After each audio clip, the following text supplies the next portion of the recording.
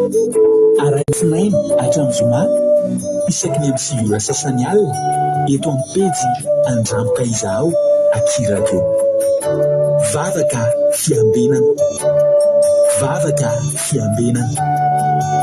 Apokalipsy 1:20 ny 15. Ary nahita aho fa indro ny tanàna masina dia Jerosalema vaovao midina avy any an-danitra tamin'Andriamanitra, voahomana tahaka ny ampakarina efa miaino eo amin'ny vadiny. Vavaka fiambenana, vavaka fiambenana. Arahinao ny Alatsinainy hatramin'ny zoma isaky ny amin'ny 7 ora sasany alina eto amin'ny pejy Andramboka Izaho Akiradio. Vavaka fiambenana, vavaka fiambenana. Vavaka fiambenana, vavaka fiambenana. Arahinao ny Alatsinainy hatramin'ny zoma isaky ny amin'ny 7 ora sasany alina eto amin'ny pejy Andramboka Izaho Akiradio. Vavaka fiambenana, vavaka fiambenana. Apokalipsy 1:20 ny 15. Ary nahita aho fa indro ny tanàna masina dia Jerosalema vaovao midina avy any an-danitra tamin'Andriamanitra, voahomana tahaka ny ampakarina efa miaino eo amin'ny vadiny. Vavaka fiambenana, vavaka fiambenana. Arahinao ny Alatsinainy hatramin'ny zoma isaky ny amin'ny 7 ora sasany alina eto amin'ny pejy Andramboka Izaho Akiradio. Vavaka fiambenana, vavaka fiambenana. Vavaka fiambenana, vavaka fiambenana. Arahinao ny Alatsinainy hatramin'ny zoma isaky ny amin'ny 7 ora sasany alina eto amin'ny pejy Andramboka Izaho Akiradio. Vavaka fiambenana, vavaka fiambenana. Apokalipsy 1:20 ny 15. Ary nahita aho fa indro ny tanàna masina dia Jerosalema vaovao midina avy any an-danitra tamin'Andriamanitra, voahomana tahaka ny ampakarina efa miaino eo amin'ny vadiny. Vavaka fiambenana, vavaka fiambenana. Arahinao ny Alatsinainy hatramin'ny zoma isaky ny amin'ny 7 ora sasany alina eto amin'ny pejy Andramboka Izaho Akiradio. Vavaka fiambenana, vavaka fiambenana. Alleluia. Dia amin'ny fifaliana lehibe indray ry havana malala, lasina mpavamalala ao amin'ny tompo no iarabanantsika tsirairay avy tonga soamatsara eto amin'ity androany ity. Falibelany tenako mahitanao eto androany ary dia manonona ny fiadanana tompo amintsika tsirairay avy isa tokantrano isam-batan'olona izay tonga miaraka aminay eto androany. Dia ny fiadanan'ny tompony ho amintsika rehetrarehetra dia mirabanao manokana raha androany no miaraka aminay tonga eto dia teteny aminao hoe tsika sendrasendra koa ny atongavany fa tena misy raha ilan'ny tompo anao. Halleloia. Dia maharetatra amin'ny farany arararoto zao fotoana zao afahantsika mbola mihely tenin'Andriamanitra amin'izao fiainana efa mafy, amin'izao fiainana efa sarotra zao alohan'ny atory ianao mbola maheno tenin'Andriamanitra raha isofa soavanao anao zany fa aterina ny tokantranonao, aterinao amin'ny efitranonao ny tenin'Andriamanitra amin'izao fotoana zao fa tsy tediavinao lavitra intsony ka dia araroty zany ary havana malala zany fahasoavana ngezabe zany. Ny tompontsika rehetrarehetra mitsodranantsika rehetrarehetra tsy taka nidiranao eto any nivoahanao eto androany. Halleloia. Fa hery tokoa ianao dia tena hitombo finoana dia tena hoe atanjaka amin'ny finoana hitraka amin'izay. Halleloia. Ary hositrana ihany koa raha marary ianao tonga eto anaty adi-tsaina ianao tena hisy fahazavan-tsaina, hery ara-panahy, herin-tsaina hidinao anatinao any andaminana ny korotana eo amin'ny fiainanao dia misy zavatra tory lalanao fa nilon'ny tongotra fanazavana lalako ny teninao ny tenin'Andriamanitra dia hanazava lalanao ny tenin'Andriamanitra izay irahana ho zaraireto androany. Halleloia. Tahin Jesosy $100 niditra voalohany teto androany isika moa izay miditra voalohany dia mena tsodrano mahafinaritra ka mena tsodrano raha nambavy $100 sy nareo any Koweït, Arabia Saodita, any Chine, any Madagasikara ary any Oman na rehetrarehetra amin'ny retoera amin'io zany dia mahazo an'ity tsodrano ity daholo miaraka amin'ny nambavy $100 amin'ny bokin'ny Jeremia 4:9-10 ny tenin'Andriamanitra manao hoe ary zay avy nanao hoe fa atokisan-janako ianao ka omeko tany mahafinaritra dia lova izay tena endriky ny firenena noho iza ianao anao ahy hoe raiko ka tsy ala amin'ny fanarahana. Alleloia. Izay nitsotra aminao ranabavy Sandola dia raha isao mpinoana raha isao mpifaliana men'Andriamanitra anao ny tany mahafinaritra sy ny lova izay tena endriky ny firenena satria isanjanany ianao. Alleloia. Amen. Izay nitsotra amin'ny Sandola. Izay tompontsika menakafy Sandola ny Koety Tina Rakoto Arzaka France, Rosemine France, Miriam Andriamalala Madagasikara, Kikilandrena Solo Madagasikara, Tozy Jesosy mandrakizay Allemagne, Andrea Jafiniasina Madagasikara, Marie-Jo États-Unis, Razana Monique Koety, Itody Raonso France, Zamina Kamaradin'i Jesosy France, Kota Léonie Arabie Saoudite, Bersava Koety, Tongasoa Marie Hortensine Koety, Arabaina fahasoavana. Alleluia. Marina Tiana Canada, Tina Rakoto Arzaka France, Mampionina France, Nassimi Koety, Saint Apostole Madagasikara, Tsiramboara Miel France, Antra Clarisse Madagasikara, Razaraso Sylvie Arabie Saoudite, Tongasoa Nambintso Makrina Koety, Sandola Koety efa niteneko teo, Marie Angela Oman, Tahin Jesosy. Alleluia. Ho an'izay manisy koerany commentaire-ny marina tanao dia iny ny voninkazo sy ny fomeny anao. Alleluia. Rahalahy Markely Madagasikara, Fabiola Zanakindapa Koety, Jesosy Noely Koety, Soameva France, Jesosy Mpandresy Madagasikara, Erika Raky France, Lantonirina Liban, Vololona Nirina Liban, Niana Mahenso Italie, Tahin Jesosy, Lantonirina efa narapeko teo.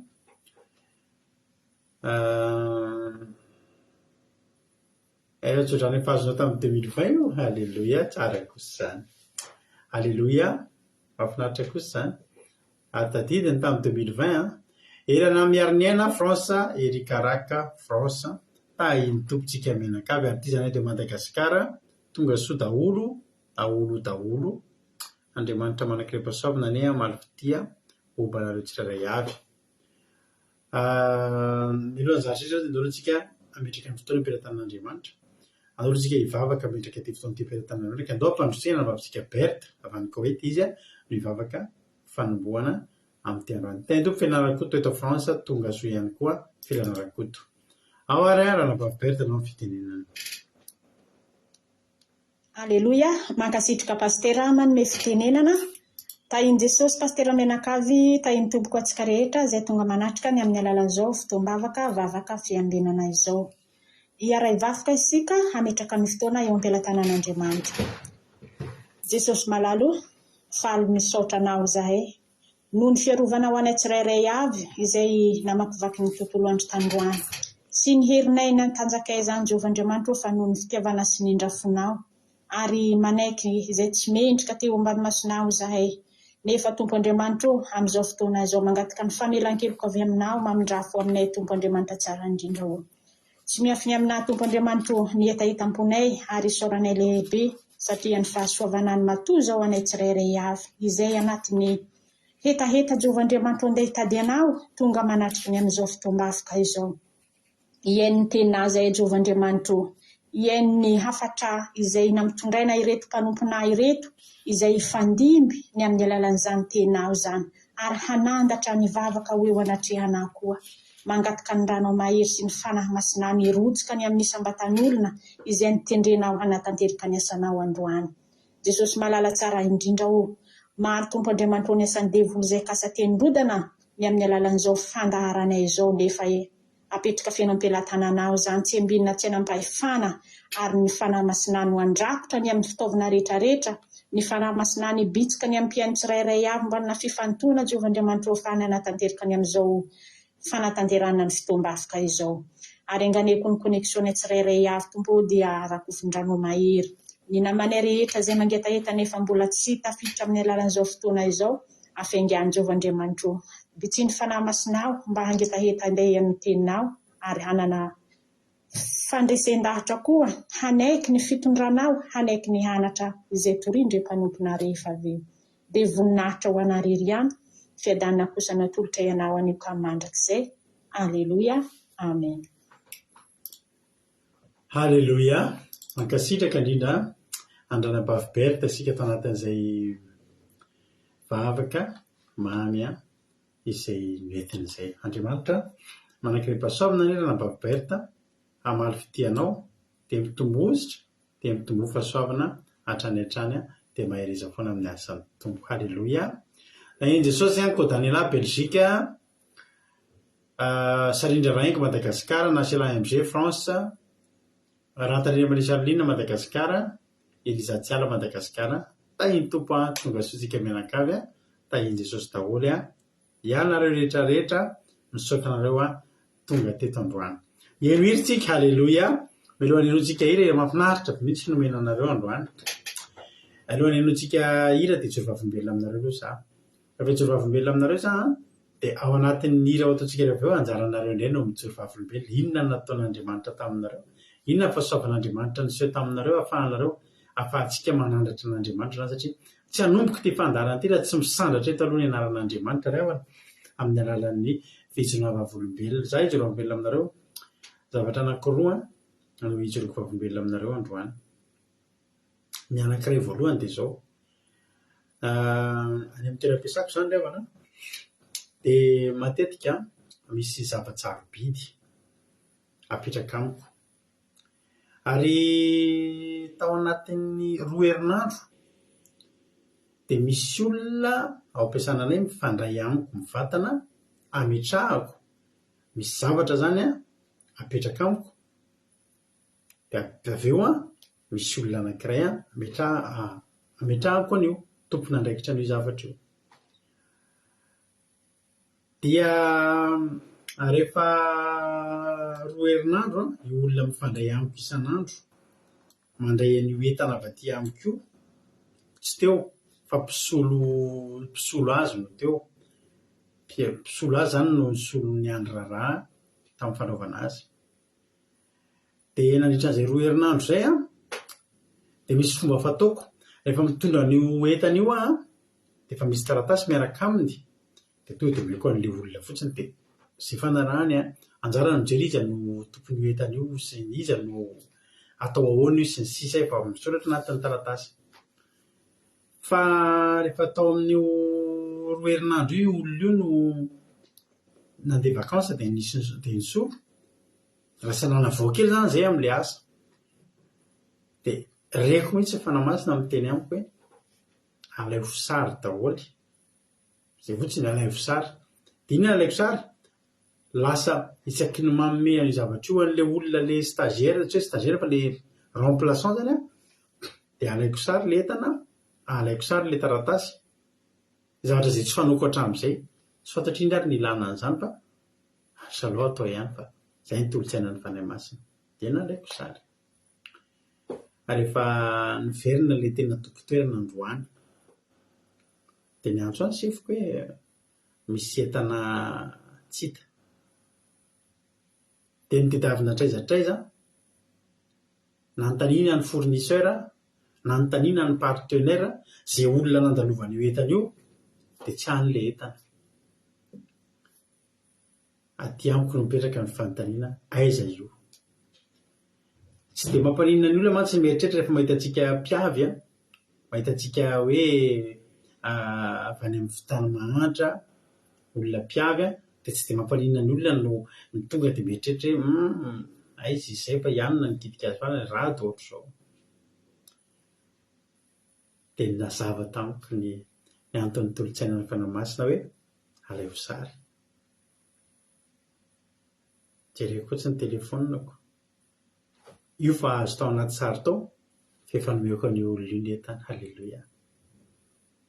Mbola misaritaka ny ao tanàna misaritaka ny ao aiza le izy hoana sika dia tonga aty amiko ny mesazy. Mila verenanao daholo ireo olona le rehetrarehetra amin'ny partenaire sy ny sisa fa tsy maintsy tsy hita le entana.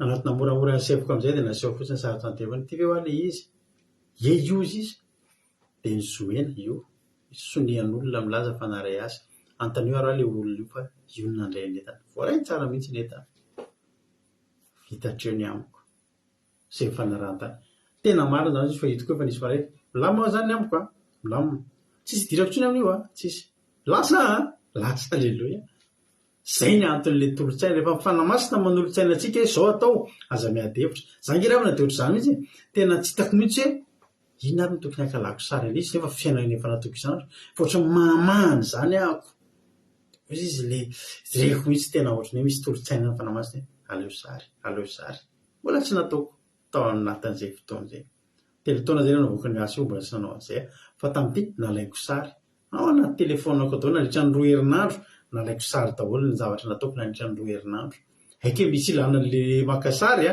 vo azo le sary de fa milamina vitany amin'iny faharoa narakaraka an'izany fitsonoko avolombelona faharoa de zao tamin'ny sabata alina tamin'ny sabotsy alina zany vita sabaty iny tsika eny efa lahady alina moa zany fa tsy sabotsy alina satria ny lahady mandeha ny alina mandeha voalohany efa ny lahady moa zany fa zany hoe amin'ny mahazatra atsika de ohatry ny hoe samedi soir zany de nisy olona nandevy message tamiko tato hoe misy problème be ozy izy fa miditra hôpitaly misy ranabavy zany niditra hôpitaly maikabiany Madagasikara anaty fasahiranana ny tena problème sady izy miditra hôpitaly amin'le aretina de mbola tsy hoe hijanona any amin'ny hôpitaly hafiriana ny tena problème nefany de mananjanaka izy ary izy anaty fasahiranana de zao le fangataham-bavaka eto am-bavaka fa mikorotana na ny zanany tsisy izy any amin'ny hôpitaly davatra ilaina vavaka makibe iza manana finoana aza mikoropaka ndao hivavaka itsika mety nambavaka ny sabatalina voninahitra n'Andriamanitra tany amin'ny hôpitaly tokoa ny sabotsy alina tany amin'ny hôpitaly mahaly tontolo natao amin'izay ny tonga ny maraina tonga ny dokotera sy ny sisa natao ny analizy zao ny valiny ndahana mboty fa tsisy nininao salama tsara tsisy ninin ohatrany hoe tsisy ninina nininna teo amin'ny vatany teo amin'ny fiainany zao ny valiny natao ny analizy natao ny radio natao ny zavarehetra tsisy nininna ozy ny dokotera ndahana mboty aninna ty nareo tena ozy misaotra Jesosy zao ny tena efa tam'le olona hitanao zany velona ho a Jesosy toy izy le olona marina tokoa zany tena velona Jesosy toy izy zany eo amin'ny mahatsara ny mivavaka ndriavana hivavaka ny mivavaka ngeriavana manova zavatra ngeriavana hivavaka io amen sambatra tsika manana afaka mivavaka raha tsy manana an Jesosy tsika tsy manana fifandraisana amin'Andriamanitra tsika hivavaka izy ary tsika hiantso an'izy ary tsika sambatra tsika mivavaka zany tenanao sambatra ianao mivavaka teneny mihitsy ny tena hoe sambatra manana anao Jesosy ianao Jesosy no fifaliko ianao ny fiainako halleloia amen zany misy ny irataontsika androany ny tompo aloha izy aloha ny arabaina zay mbola tsy narabaiko teo hitody rahaonso France tsiry amboaramiel France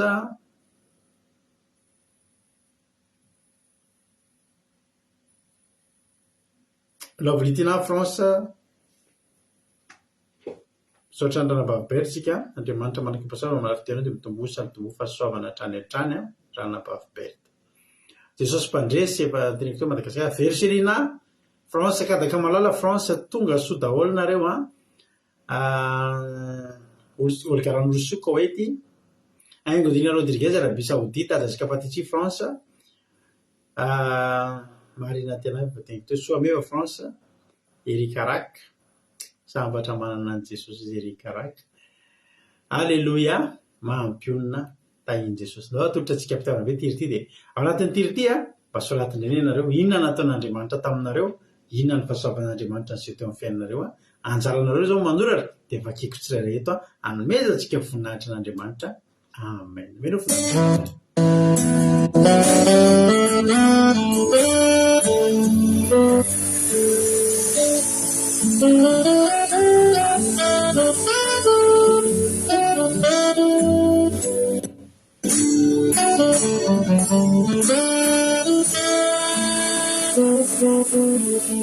Ianao de sono fifaliko Ianao de sono erico Ianao de sofana pena tu Ianao de sofiainako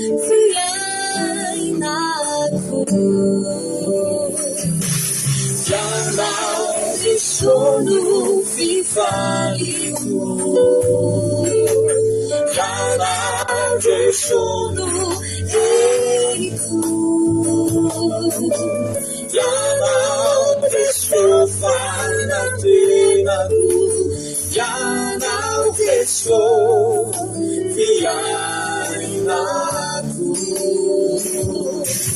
Katemirato koafa Faiao ireri Katitari afa Anilarao suberi Ambiai mi fasuavana Ambiai iana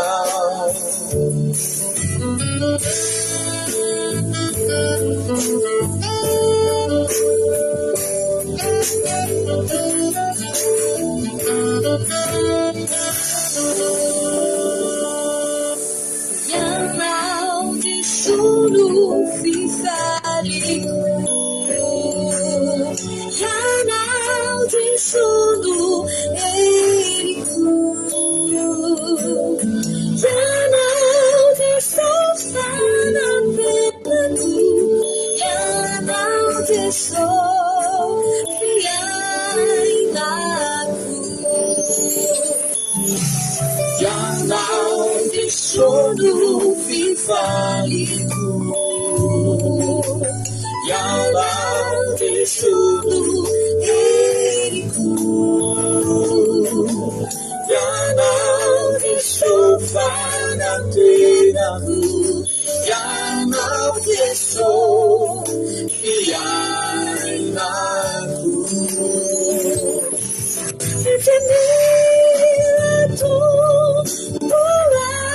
koafa Faiao ireri Katitari afa Anilarao suberi Ambiai mi fasuavana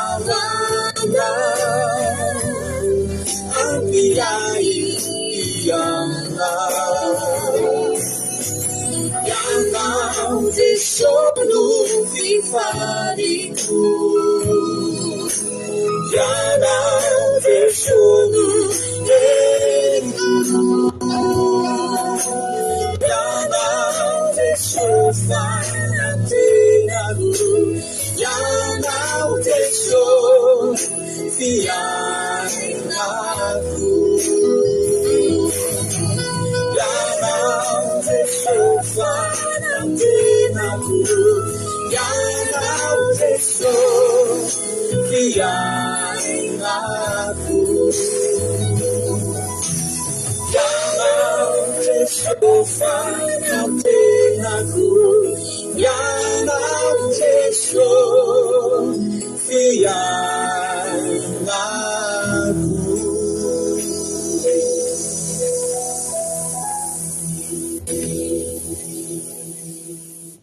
Halleluja tsara lira satria mampionona andrasika tamin'iny izy nanome atsika nanolotra atsika niny iry iny nareo manolotra nira rehefa aveo za malahelo halleluja nareo manolotra nira rehefa aveo halleluja aoriana toteny zao sady efa eritreretra mihaino toroteny tsara nareo dia aveo nareo miteny hoe inona nira mifanaraka amin'ny toroteny halleluja taheny Jesosy isika rehetrarehetra eny ary tao vakina ary ny fisonavam-polombelona avy aminareo hoy izy versena hoe voninahitra n'Andriamanitra misaotra ny Jesosy fa nataony nandalo tsara ny tontolo andro amen halleluja hoy izy mari izao hoe dia raha ihany koa Jesosy fa raha handeha nivoaka izay iny izay omaly dia naka parkina dia parkina tsy tokony hijanona ilay izy dia fiara anankiroa izay niaraka teo dia teraina Jesosy fa ny anay tsy isy tike sazy fa ny an'ilay teo alohanay no nahazo halleluja dia raha Jesosy manavaka amin'ny mpanompo izy tena manavaka tokoa izany miara-diso fa tsika hoana misy fahatosona kely tsy indraindray eny a mbola eo foana Andriamanitra le momba atsika manavaka atsika halleloia tsara Jesosy saoran'Andriamanitra fa mbola velonaina sady omeny zaza androany zandray tato an-trano foana ozy marina diana halleloia fa mitendra ririna tany tompontsika rehetra ozy halleloia amen tany tompo lalan'irina ozy izy iaina hoe elana miarina aina hoe voninahitra ho an' Jesosy fa rehefa vita sabata dia tsy natombona fa ohatra ny nisy nanosika dana aloha jereo le meuble alohan'ny andehanana hiasa alina dia tonga tany tokoa dia nisy meuble anankitelo efa nijerenay hoe alaina amin'ity semaine ity zay le vatra hoe mena 50% daholo 50% daholo ny prix ny meuble ato amin'ity efitra ity androany dia halleloia fa tao amin'ilay efitra daholo le meuble telo tianay roviana tonga dia sabidy dia rahaina Jesosy fa soavana zany fitahina ke zany ry havana malady halleloia arabainy nareo mivady ry aina halleloia raha Jesosy vita somatsara ny journée ozy izy someva fahasalamana nazo fahasalamana mama mahakasitraka Jehovah ray malala dia rahain'Andriamanitra mrary soan'ny mama ny soameva foantsika naty tsy fahasalamana ozy tsy riamboaramiela hoe voninahitra an' Jesosy fanatratra ny volana vaovao na jupe lava sy robe lava sady marika tsara gratuit ozy izy loza tsisy loza na azo teny amin'ny lalana rehetra nale tao aminay menakafo satria teo Jesosy ny tantana amen ary mba afaka mihaino fampianarana indray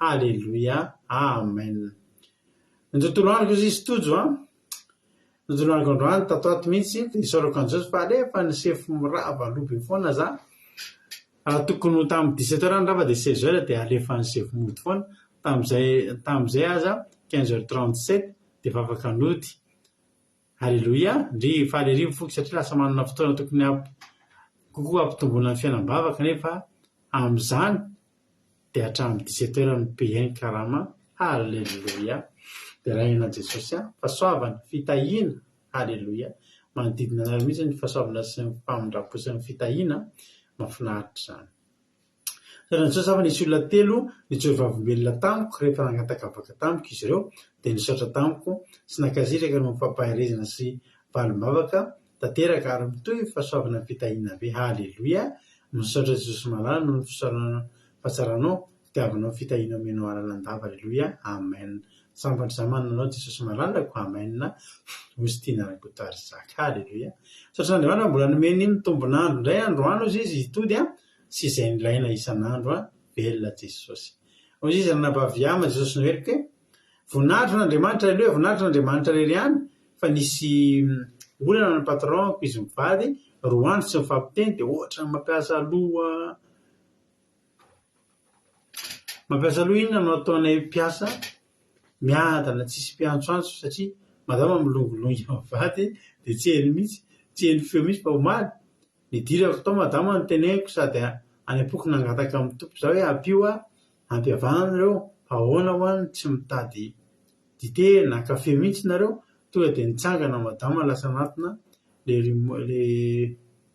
le ramosenga tany amin'ny salon dia ndresaka halleloia lamba misaotra Jesosy amen tsara zany sambatra ny mpampiavana halleloia ianao zany le mpampiavana mankasitraka an' Jesosy tahiny zao tsika rehetra mankasitraka raha vaviberta tamivavaka mamy sady matsiro an'Andriamanitra ny ampitombo fahasoavana ozy ranabavy rodinina dia raha Jesosy malala vokatry ny vavaka nataonareo rehetra fa rehefa vita ny fandevenana ilay kozinako dia niresaka mivatana tamin'ireo mpiadifasana ry havana malalako isany fa fianakaviako daholo izy rehetra ary nizara ny tenin'Andriamanitra tamin'izy ireo fa gaga nandre tamin'izy rehetra teny hoe efa niova fo izay rehetra tantiana ka tsy manao zavatra ratsy izany intsony halleloia amen tsara ny tompo ny Charline zay ho mahafantatra ilay zavatra angatahanao am-bavaka Ainglina Rodriguez halleloia mankasitraka ranabavy izy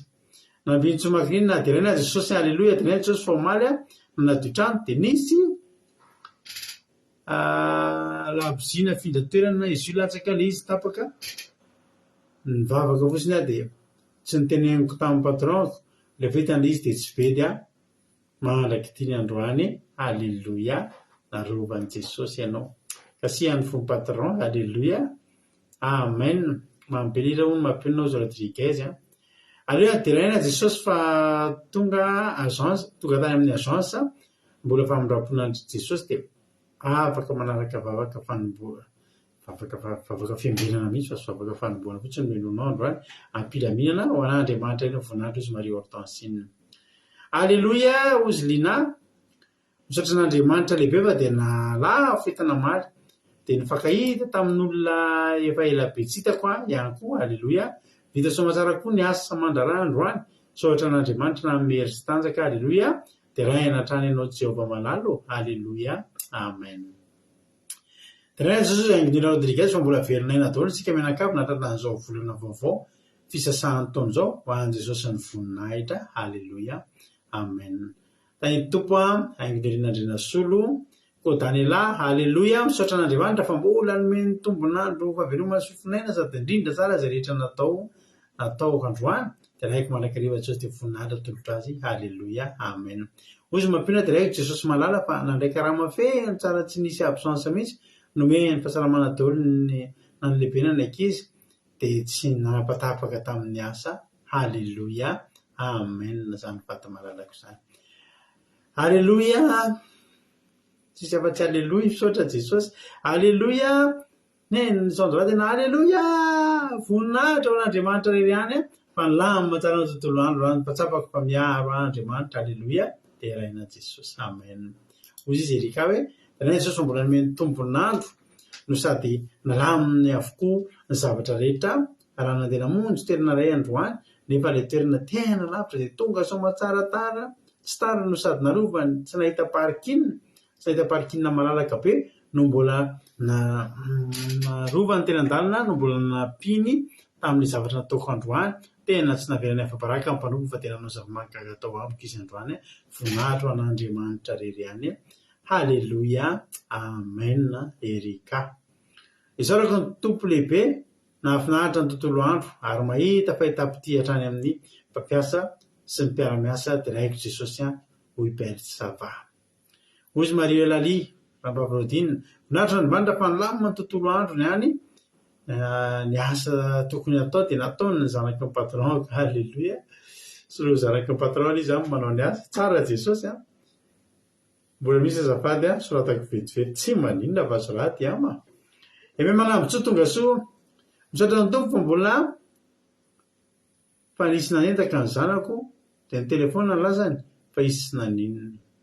Saorana n'Andriamanitra ny aina tsy voakasika fa telefona zany azo fidiny zany na rapitso ary sahona sy fiamo za malelo amin'izany fa natony soloan'i Jesosy tsara lavitra iny. Alleluia amen. Misaotra n'Andriamanitra amin'ny zavatra rehetra dia raha inatrany ny anarany ozy izy ranabavy na Sela ko Daniela voninahitra n'Andriamanitra efa tsy mikohaka loatra sana nakasitraka pasitera sika rehetra samy tamin'ny fitondrana vavaka voninahitra n'Andriamanitra rery ihany. Alleluia amen. Alleluia amen. Misaotra antsika rehetrarehetra mankasitraka anareo rehetra tamin'ny fijoroana vavolombelona fanomezam-boninahitra n'Andriamanitra za matoko sy mifa misy sandatra Andriamanitra. Alleluia dia raina sy akalazaina ny anarany misaotra anareo ny joro vavolombelona hiditra amin'ny toriteny avy hatrany ary tsika. Alleluia osika hiditra amin'ny toriteny androany dia raha tsika amin'ny rahalamarika. Alleluia rahalamarika ao Madagasikara ao izy nitondrasika ny tenin'Andriamanitra. Misaotra anareo ny joro vavolombelona na mihavoninahitra n'Andriamanitra mitsika ny rahalamarika avy hatrany ary ny fitenenana tany tompo Debora Olivia tonga soa fa androany efa nahitany anarany zany dia ara-paina manokana Debora Olivia. Jesosy ania hikasika anao anaty zao fandarana zao. Tany tompo rahalamarika anao ny fitenenana. Dia mbola faly miarabantsika rehetra amin'ny anaran'i Jesosy pastera amin'ny fahatsy ny ankohonany mpanaraka amin'ny vavaka fiambenana rehetra ary ny groupe izay maresy sy ireo fandarana rehetra. Raha koa fahasahoana lehibe ao raha lasa nabary mbola afaka indray izao manao zao afaka manao toriteny fohy eto anaty ianareo amin'izao vavaka fiambenana izao. Dia fahatonona sady amin'ny anaran'i Jesosy Kristy tompontsika fa ny teny izay ho ambara sy lazaina anie dia tena hoe hitondra fanafahana antsika tsirairay avy, hitondra fahamelombelomana, hitondra fanasitranana, dia tena hoe hitondra vahaolana ho antsika tsirairay avy. Dia indrindra ho an'ireo vaovao izay mbola vao manaraka eo fandarana izao dia tena hoe manambara aminareo fa tsy tonga ho azy eto koa araka ny tenim-panofon'Andriamanitra isan'andro isan'andro fa tena hoe tongetinareo dia handray tenin'Andriamanitra dia ho tamana tokoa nareo tsirairay avy dia mankasitraka sady. Aleloia, amen. Iaraka mamaky tenin'Andriamanitra antsika. Izany dia hitantsika amin'ny Jaona toko 7 andininy 9 sy 17. Ity teny ity moa dia ngamba dia namin'ny zazakely mpianatra raha dia mahay an'ity teny ity. Ohatony teny ovakitsy amin'ny anaran'i Jesosy. Jaona toko 7 andininy 9 ka hatramin'ny 17. Rehefa hitantsika dia raha antsika mamaky amin'ny anaran'i Jesosy ary. Fa toy izao ny itiavan'Andriamanitra izao tontolo izao, nomena ny zanalahy tokana mba tsy ho very rehetra mino azy fanina fiainana mandrakizay. Fa Andriamanitra tsy naneraka ny zanany amin'izao tontolo izao, hanameko izao tontolo izao, fa mba hamonjea izao tontolo izao. Amen. Rira lasana bavy. Lasa dia hevitra be eto amin'izao tontolo izao ity hoe indrindra moa fa antsika eto Madagasikara hoe rehefa tafidy antsika teto Madagasikara mifidy ny tenin'Andriamanitra, fitoriana filazantsara, ny fonenana kristianisma dia lasa potika Madagasikara. Dia tena hoe izay moa ny filazana hoe izany no mampahantra Madagasikara. Dia raha ho anahy manokana raha lasana bavy tena hoe raisiko tena fitiavana lehibe ho any nandraisako ny tenin'Andriamanitra, na tonga ao kristianina nandraisako baiboly ireo mpitory ny tenin'Andriamanitra ireo. Satria raha tsisy an'ireo tokoa tsika tsy afaka randray ny tenin'Andriamanitra, tsy afaka nitso kristianina tahaka izao tsika. Mety misy fahamarinana angamba izany teny izany fa arakarak'ilay olona mandray an'ilay izy. Mety misy koa mety hoe tombontsoa manokana angeny ny idiran'ny kristianina. Mety misy ireny olona nitory teny ireny mety hoe tombontsoa manokana ve no nitorian'ny tenin'Andriamanitra. Fa raha amiko manokana dia tena hoe zava-dehibe ho an'ny tonga kristianina. Zavatra lehibe sarobidy ihany nazahoako baiboly, zavatra lehibe sarobidy ho ahy ny tenin'Andriamanitra izay niraisiko tamin'izy ireny tsirairay aby. Satria ny antony moa mahatonga ny teny izany dia izao. Raha mahita angamba fa natsika eto amin'ny groupe izay maresy ary amin'ny vavaka fiambinana izao dia mahita ary ny ankabetsahitsika tsirairay aby reto dia tena hoe olona nanana olana daholo. Dia nefa rehefa tonga teto rehefa nandray an'i Jesosy Kristy tompontsika araka ny tenin'Andriamanitra teo. Eto izao ny itiavan'Andriamanitra nomena zanany tokana mba tsy very rehetra mino azy fanina fiainana mandrakizay. Dia rehefa nitoriana ny tenin'Andriamanitra, rehefa nandray an'i Jesosy tsika dia manantena iny ilay fiainana mandrakizay. Satria izay mihitsy, satria rehefa nandray ny tenin'Andriamanitra tsika dia nisy angeny dahalo ny ova fo nisy angeny mpivarotena ny ova fo nisy angeny olona adala sitrany nisy olona efa tsy nahatenaina intsony fa tena hoe lasa reharehan'Andriamanitra. Zafato, lasa vavolombelon'Andriamanitra reny olona ireny. Ka ahoana moa no ilazantsika fa mifidiran'ny fivavahana Kristy Madagasikara napotika aty Madagasikara ity? Diso izany fa tena hoe nahasosona tsara antsika raha amintsika tsiray. Raha amintsika eto amin'ny groupe moa izany dia azo antoka izany. Fa rehefa nandray an'i Jesosy tsika, fa misy fotsiny iny handray fotsiny hoe mety fahazarana fotsiny fivavahana. Misy fotsiny hoe rehefa nandray ny tenin'Andriamanitra izy dia mety hoe niraisiraisiny atenjo ilay tenin'Andriamanitra. Fa ninona antony ilay olona ny ankabetsahana handray olona ny tenin'Andriamanitra dia niova fo izy. Niala tamin'ny ratsy fanao mahazatra azy izy, tsy tanteraka fa niala aloha izy. Satria raha sanatsisy izao ohatra hoe izaho mety tsy nandray tenin'Andriamanitra mety lasa dahalo dia mety lasa namono olona ohatra. Ahoana moa tsy ilazana amin'izany hoe nahasosona tsara ilay tenin'Andriamanitra. Satria izay no nahatonga raha tava-joro eto an-drano, izay no nahatonga afaka mbola mitory ny tenin'Andriamanitra eto an-drano, ilay fitiavan'Andriamanitra ilay Jesosy Kristy tonga teto Madagasikara hamonjy amin'ny malagasy. Raha lasana bavy, misy tantara kely ity raisiko. Tany amin'ny faritra Rwanda tany izy ity. Nisy foko amin'ny Tutsi. Ireo foko ireo dia tena mifamono. Araka ny filaza moa hoe génocide. Ny foko anankiray tamin'ireo izany dia tena potehana nataona ringana mihitsy fa ny anankiray nanjaka. Tena nanjaka zaka tena potehana. Ary efa saika ringana mihitsy moa izany. Fa angambitsika amin'izao fotoana izao mety izany Rwanda izany dia lasa tena firenena anisan'ny matanjaka indrindra aty Afrika izany Rwanda izany. Fa inona ny antony? Rehefa nandray an'i Jesosy Kristy tompo izy ireo.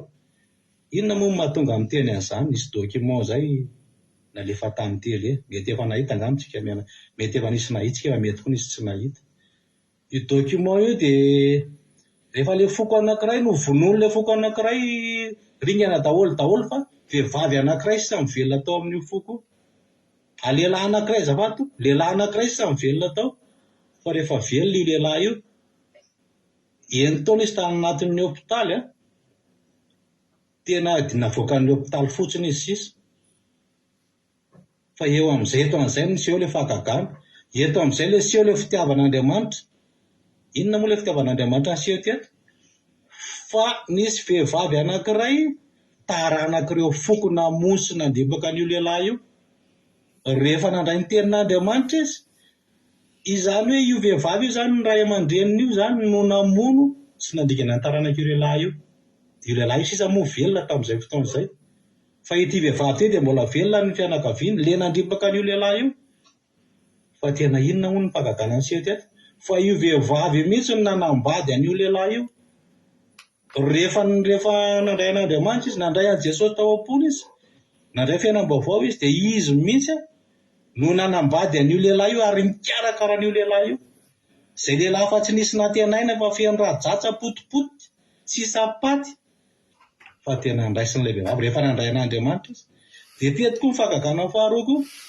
nandray an'Andriamanitra koa le lehilahy dia nanaiky izy izany hoe olona mpifahavalo tena mpifanendrika ary raha mampijery amin'ny maha-olombelona dia tsy possible mihitsy hoe hivady ireo olona ireo satria mety heritreritra foana ny fijerin'olombelona zany hoe io no nandibaka amin'ny fianakaviako io mety hanao valo faty ho vonoko ho ripahako raha manana fatanjahana fa tena tsy izay ny zava-nisy teto fa tena hoe lasa mivady ireo olona ireo ary nanana taranaka ireo olona ireo ary niteraka ireo olona ireo inona moa rehefa nandray an' Jesosy izy ilay Jesosy fitiavana ilay Jesosy be fitiavana teto ilay ten'Andriamanitra atsiny Jesosy misy tonga ho fiainam-baovao anazy ka Jesosy na tonga aina ho an-jareo zany famelombelomana ho an-jareo zany satria nomen'Andriamanitra ilay Jesosy araka ilay teniny teo hoe nomena ny zanany toka mba tsy ho vetra rehetra mihina raha ny tena marina zany dia atao azo atao hoe raha samy nanana lolo-poka mifakahaly reto olo reto mifanenjy reto olo reto tsy mba nanana zany fiainana mandrakizay zany fa tena hoe ny devoly sy satana nanjaka tao anatiny tsinona dia tena hoe potika zany ny fiain'izy ireo ary faly ery devoly sy satana tamin'izay fotoan'izay satria ndraisin'izy ireo ndraisiny mivotsy ny tena hoe danadana amin'ny varavarana ho azy fa rehefa tonga Jesosy dia nandray an' Jesosy reto olo reto dia nahazo fiainam-baovao dia manantena ilay fiainana mandrakizay manantena andova ilay fiainana mandrakizay izy sy ny ankohonana ity mariazy ity moa raha lasaina bavy dia tena hoe be da be ihany nanohatra ndray aman-dren'ilay vehivavy zany dia efa le fianakavian'ilay nandibaka an'ilay lehilahy zany efa eritreritra hoe tsy mety io fanambadianareo sao dia maro faty ireo tsy azo atao io fa tena sisika an'ilay vehivavy sisika zany izy roa avy eo zany izy roa indray na metaranaka vaovao ho an'reto ankohona reto na metaranaka vaovao ho an'reto foko samihafa reto izay foko samihafa mifandringana fa nesa lasa na metaranaka tena hoe taranaka avy amin'Andriamanitra zany taranaka hitondra fanantenana vaovao taranaka fiainam-baovao hitondra fifaliam-baovao dia tena iarahantsika malala amin'izao fotoana izao be da be zany ny aina zany tamin'io tanànan-Rwanda io fa tena hoe lasa nisa firenena matanjaka ty Afrika izany Rwanda zany ankehitriny satria nandray an' Jesosy izy dia eto mbola manambarina ilay teny hoe diso be izay milaza fa nahatonga ny fivavahana kristianisma zany napodika firenena na napodika olona fa tena hoe reto olo rehetra dia tena hita mihitsy hoe olona mpifahavalo mifandringana fa nakamba an'Andriamanitra tao aminy napahana tena an'Andriamanitra fiainana mandrakizay ary lova mandrakizay dia tena hoe tanteraka teo amin'ny ankohonana zany dia izany raha lasa nabavy androany koa ninona filazan'ny olona ny amin'ny resaka fivavahana kristianina dia izany manentana anao foana hoe joroa hatramin'ny farany manentana anao foana miteny aminao androany fa aza miala amin'Andriamanitra aza miala amin'i Jesosy zany fa Jesosy ihany no fiainantsika izy ihany no afaka hamonjy antsika ao aminy ihany ny azotsika fiainana araka ny ten'Andriamanitra eto ao aminy azotsika fiadanana ao aminy azotsika ny zavatsara rehetra izay tsy hay izao tontolo izao miainantsika satria raha n'izao tontolo izao nge dia mitondra fahafatesana araka ny teniny hoe izao tontolo izao dia mitondra imisiry izay moa any hoe zao tontolo zao dia mitondra fahafatesana, mitondra ho amin'ny fahafatesana fa Jesosy mitondra antsika ho amin'ny fiainana mandrakizay. Dia mankasitraka indrindra satria amin'izay teny fo tory teny fo zay fa mino fa hitondra fanafahana ao antsika. Tondra fiainam-baovao ho antsika ireny ten'Andriamanitra. Androany amin'ny tenanao hoe raiso Jesosy ho tompo sy mpamonjy eo fiainanao. Androany amin'ny tenanao hoe manatona amin'ny Jesosy aza manaiky rebirebian'ny olona izany fa amin'ny fivavahana dia tena hoe mitondra fanafahana, mitondra fanasitranana, mitondra vahaolana, mitondra indrindra izany ny fitoniana sy ny fiadanana dia azo amin'ny fivavahana izany, azo amin'ny fankatavana ny tenin'Andriamanitra izany, azo amin'ny fanarahana an'Andriamanitra izany. Dia mankasitraka dia misaotra indrindra raha lasa napaly antsika rehetra ny fahitana Jesosy Kristy tompontsika. Alleluia, amen. Alleluia, mankasitraka indrindra rahala Mark. Alleluia, mankasitraka indrindra fa Andriamanitra manaiky am-pasaona mamaly fitianao. Misaotra tamin'ny fandraisana anjara, misaotra ny amin'ny toriteny mamy dia Andriamanitra manaiky am-pasaona mamaly fitianao dia mitombo ositra, dia mitombo fahasoavana hatrany hatrany isika mianakavy. Alleluia, Jesosy hamaly fitianao dia mitombo ositra. Mahireza foana amin'ny asan'Andriamanitra. Alleluia, amen. Ie, mamperitreritra ny tantara tany Rwanda iny. Mety misy tsy mahalala angamba ilay tantara dia gaga hoe inona ary ny tantara endra marika izany fa tany Rwanda tamin'ny taona 1970 nisy ady nafoko anankiroa, Hutu sy ny Tutsi. Nalaza izay tantara izay, nalaza be mihitsy izany tantara izany ary tena raha tsy mahazo an'ilay tantara hoe misy film izay hoe Rwanda izay mihitsy titirany film mazava tsara mihitsy ny anaovan'ny zareo an'ilay izy.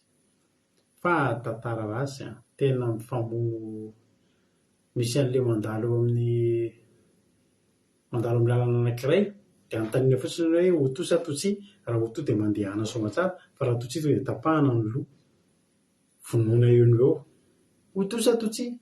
Tutsi. Tantara izany, tantara ratsy mihitsy izany. Ny Tutsi moa ohatran'ny hoe mpiompy ny tena ny ankabetsahany, dia ny Hutu mpambony ny ankabetsahany, dia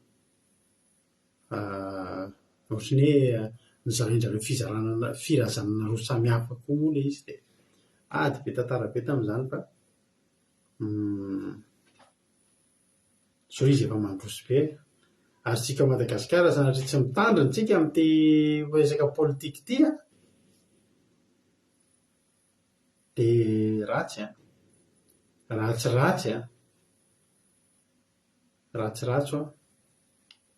tena mila mitandrina ny mpitondra ny firenena ao Madagasikara, ny mpanao politika, ny mpitondra fivavahana, manana anjara andraikitra lehibe mihitsy ny mpitondra fivavahana ao Madagasikara satria manino miditra amin'ny politika dia mamevahana ny sarosaromana asan'Andriamanitra sy tenin'Andriamanitra ny toetra ratsy dia very ny olona fa mety hoe cautionner-n'Andriamanitra izao dia atao ihany dia ratsy be mihitsy.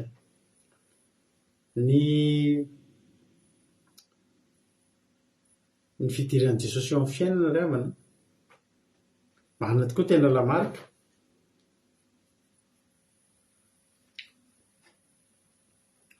Fa diso ny filazan'ny olona hatramin'ny idiran'ny fivavahana kristianisma, ny fivavahana kristianina dia ny mesimba ny firenena. Tsy marina mihitsy izany.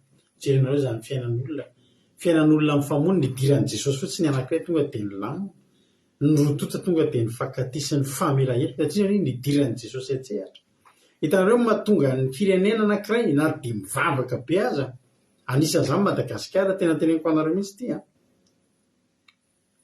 Rehefa jerena izany any Madagasikara, tsy voaisa ny isan'ny fiangonana, tsy voaisa ny fiangonana. Ary tena niza zao dia te hanokatra fiangonana, dia manofa salina, dia manao fivavahana, dia manao mpira evangelika, satria mahazo olona be mihitsy ny lavoretsaka an'izany a Madagasikara.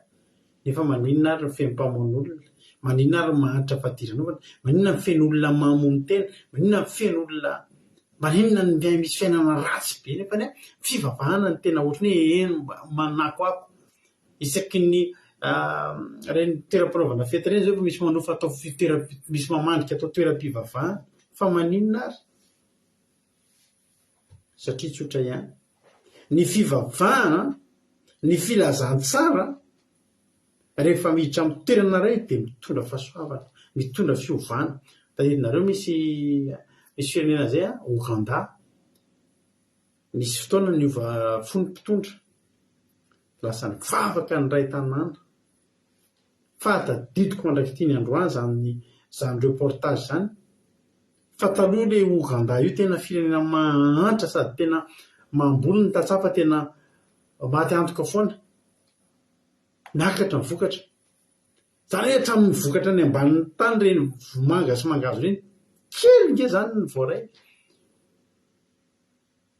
satria maniny nanompo sampy fa noho ny vavaka ohatry zareo mbola ho dia davitsika zay raha mbola hita anaty YouTube zany resaka zany reportage momba ny Ouganda zany sy le tanàna anankiray firenena anankiray zay tsy tadidiko any Afrika any Amerika Atsimo fa tany Ouganda rehefa niova fo ny olona ny fifahaza-panabe fa azokirina avy any ambanin'ny tany ny mangahazo izy nareo reha mila tovy alava amin'ny olona mangahazo anankiray na vokatra be tamin'le firenena anankiray tany any Amerika Atsimo ary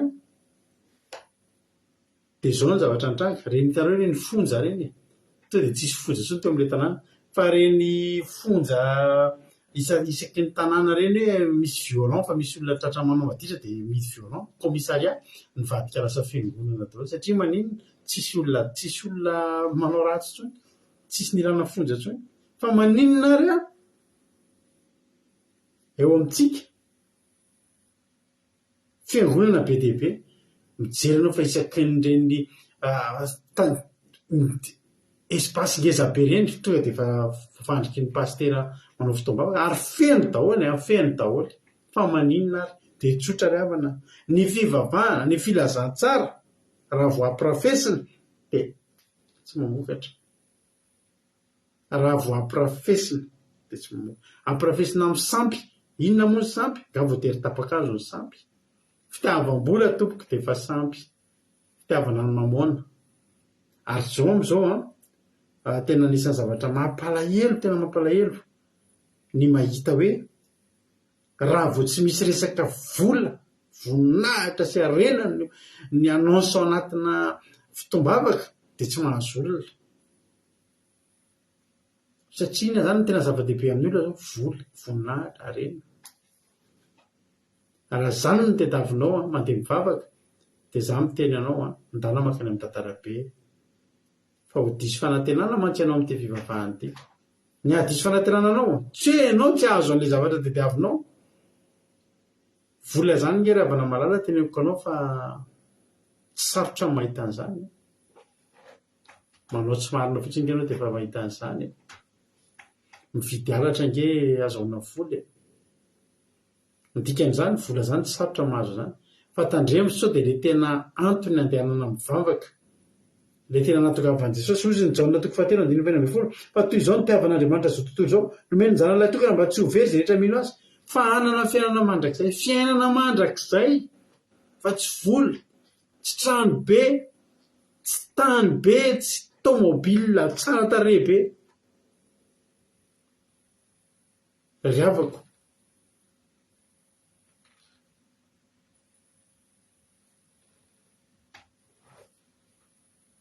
tsy izany fa fiainana mandrakizay ny fivavahana rehefa amporafesana dia tsy mahasoa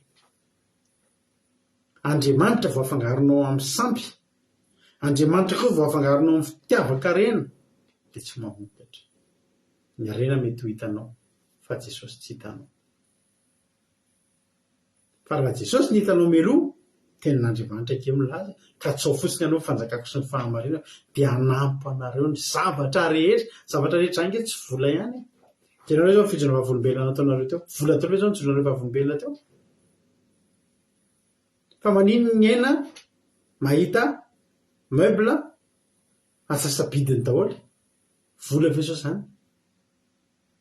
fahitapity zany fitahiny zany de vola ihany rehefa kotiana. Halleloia. Mahita fity fahasalamana heri-tanjaka salama ianao de afaka miasa ianao de milamina ny asa ao de mahita fity za zao androany afaka very asa nge za fa no fahasoavan'Andriamanitra de nomeny tolotsaina de milamina. Ity teny ity efa mahazarantsika mantso toy izao ny tiavan'Andriamanitra zao toy izao nomeny ny zanan'ilay tokana mba tsy ho very zay rehetra mino tsy hoe zay rehetra fotsiny fa zay rehetra mino azy. Ty zany Jesosy de ty ianao de mino an' Jesosy ianao zay no tsy very. Ity koa teny anankiray somary mbola tsy mazava tsara amin'ny olona 9:20 fa Andriamanitra tsy naniraka ny zanaka amin'izao tontolo izao anameloka izao tontolo izao fa mba hamonjeny izao tontolo izao. Rehefa mamaky tenin'Andriamanitra tsika asa janona eo ary aza eo fotsiny raisina fa raha janona ohatra eo io de zao fotsiny ny ao an-tsain'ny olona Andriamanitra tsy niraka an' Jesosy anameloko izany hamonjy ny hitatokafan'i Jesosy ny dikan'izany teny an'izany ny olona rehefa hoe anameloka mantsy de misy eloka ataonao zany de manameloka anao Andriamanitra de lasa manana tendance ny olona raha mamaky an'io teny manaraka eo 7:20 hoe fa Andriamanitra tsy naniraka ny zanaka ho amin'izao tontolo izao anameloka izao tontolo izao fa mba hamonjeny izao tontolo izao.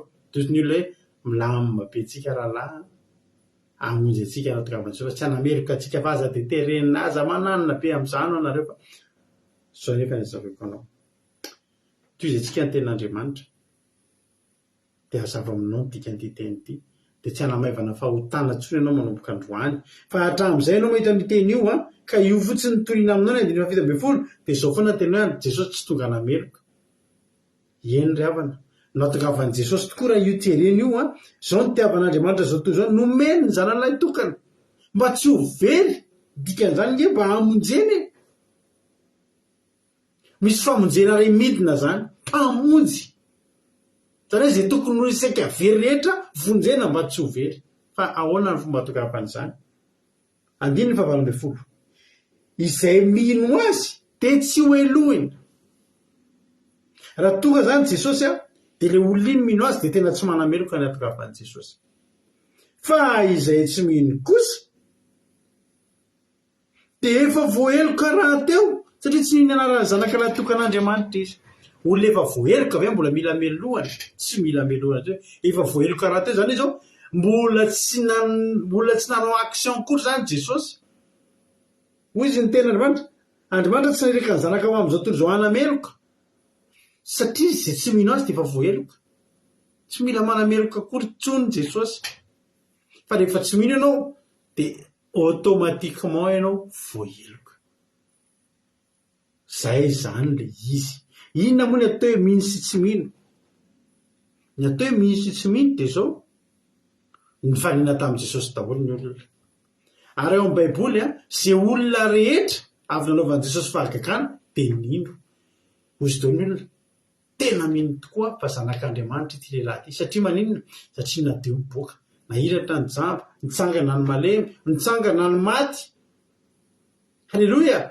De isaky mahita fahagagana zany Jesosy ataon'ny olona ataon'i Jesosy de zao foana ny teny mivoaka mavana tena zanak'Andriamanitra tokoa ity lehilahy ity. Ary nyzany mahatonga Jesosy tsy maintsy manao fahagagana foana ngery havany satria raha tsy manao fahagagana Jesosy ahoana ny inonao olona tsy manao fahagagana? Ahoana ny inonao olona tsy nanao ninina tsy nisy zavatra nataony? Fa zao ny tsara fantatrao tsy hanao fahagagana ny natokafan'i Jesosy teto fa mba ho inona atonga azy mba ho inona nge tsy maintsy hanao fahagagana izy.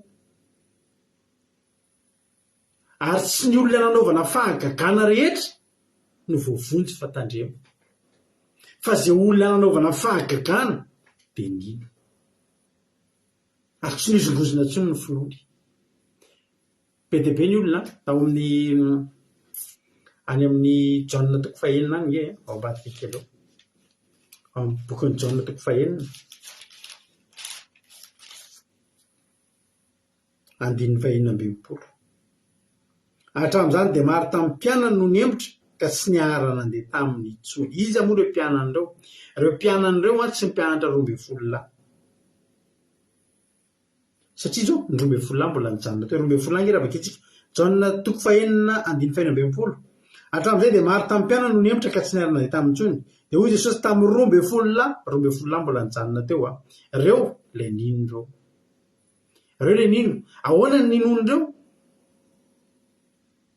Ireo nanaovan'i Jesosy zava-mahagaga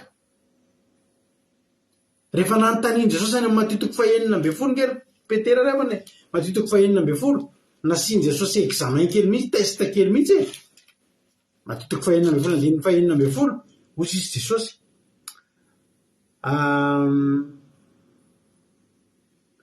andrika vakitsy Matthieu toko fahaenina ambinifolo andininy fahatelo ambinifolo ary rehefa tonga tany amin'ny fahataniny Kaisarea Filipo Jesosy dia nanontany ny mpianany izy ka hoe ataon'ny olona ho iza moa ny zanak'olona? Dia hoy ireo hoy ny sasany Jaona mpanao batisa, ary sasany miteny Elia, ary hoy sasany Jeremia na ny anankiray amin'ny mpaminany. Fieritreretan'ny olona ny Jesosy zany zany daholo ary samy manana fomba arakaraky ny fahitany azy. Tena Jeremia io tena Elia io ihany io hoy Jesosy eny zay io fitenin'ny olona tsy fantatry ny olona. Ny fomba nandrefesan'ny olona ny Jesosy zany arakaraky zavatra nitranga taminy. Retina ngeza be mihitsy toy ny hoe tena Elia mihitsy io. Azonareo nasika be tamin'ny fananarana tena Jeremia io izy ny olona. Ny antsoantso tany anefitra Jaona mpanao batisa io izy ny olona hoy Jesosy. Fa ianao kosa manao anahy izy ary namaly Simona Peteraka aminao hoe ianao no Kristy zanak'Andriamanitra velona. Zany no finoana zany. Finoana amin'ny salasala nge rehefa nanen'ny olona tsy fantany koa hoe iza moa ny ampitoviana iza moa Jesosy ampitoviana amin'ny mpaminany tany aloha tany araka ny fahainoan'ny tantara sy ny lovatsofina. Dia nandrefirefesiny teo ny fahefan'i Jesosy. Petera tsy nandrefy any Jesosy araka an'izay mpaminany tany aloha tany. Fa Jesosy Petera tena nahita tao amin'ny Jesosy fa zanak'Andriamanitra velona izy.